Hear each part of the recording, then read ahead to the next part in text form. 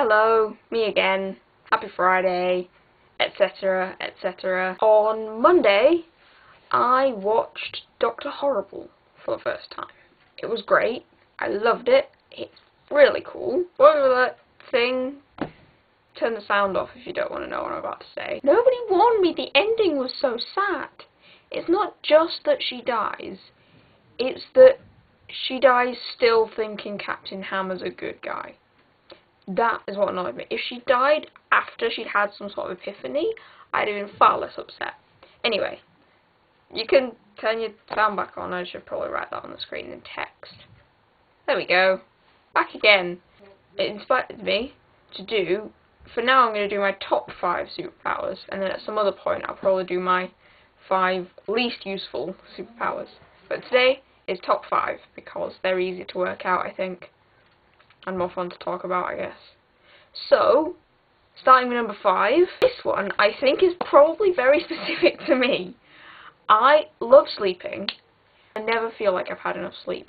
I just struggle with sleep patterns in general. So my superpower I would like to have is absolute control over my sleep pattern. Like, I can just fall asleep and wake up at will, and I can sleep for as long as I desire.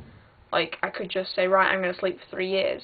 I'd shut my eyes and I'd be awake, it'd be 3 years have gone. Obviously, I'd still age, so it'd be a waste of time, but it'd be a useful power. And then also, the ability to, like, go without sleep for an indefinite period if I wanted to. Imagine how much easier time management would be. So that's my number 5 in my top superpowers is absolute control over my sleep. Number 4 is flight. The ability to fly would be awesome. Thing is, I think for me it would have to be the kind of flight that doesn't wear you out physically, like the kind of flight where you can sleep in mid-air and it doesn't require much effort. The ability to float and to control your direction rather than fly. Fly sounds like it should be like exercise and therefore like walking or running, and so it would tire you out eventually. I don't want that kind of flight. I like to be able to fly indefinitely and just do loop-the-loops and stuff at will without requiring any kind of strength, because I don't have any kind of strength.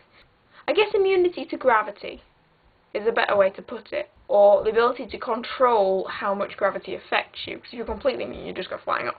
So flight.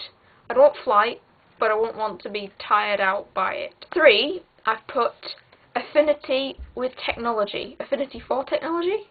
One of the two. If you've read Hive, series of books, the Higher Institute for Villainous Education, it's a high school on a volcano island, and they teach you how to be various levels of criminal. Otto can like actually mentally put his own consciousness into a computer and explore it in a kind of electrical, supernaturally way, to be that good with computers where you can just infiltrate them on a directly, like the school itself is run by an artificial intelligence, and he just has conversations with it.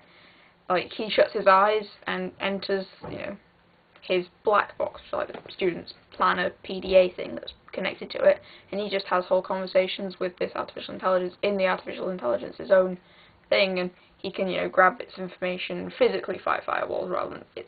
It's so cool. Not exactly physical. But yeah, very fun. 2.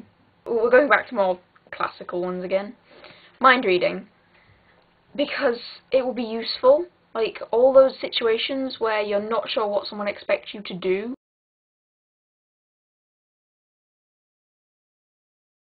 It would also be good for knowing when people lie to you. That's an actual practical application. I should talk about that one. You'd know when people were lying to you, which could be really useful, like all the time. So mind reading, definitely. Number 1.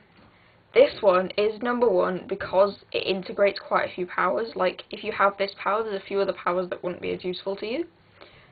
Telekinesis. The ability to move things with your mind, including yourself. So you'd be able to make yourself fly. It would be quite difficult, because in my mind, telekinesis would wear you out mentally. So flying would be more of a tiring experience, and would require concentration more than just flight would. But you can make yourself, you know, get from A to B in 3D space, and it'd be cool, and you wouldn't have to worry about traffic. Sat watching TV and not being asked to get up across the room to get the remote. Or at the end of Matilda where she gets the book out of the bookshelf. I love that bit. So yeah, top 5 superpowers to have. See you next week. Life update. What happens when you shut Jo in a tent for 48 hours without any kind of computer, not even a phone, because she has to save charge?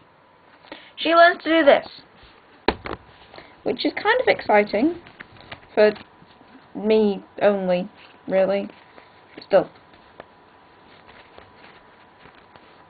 She learns to do this.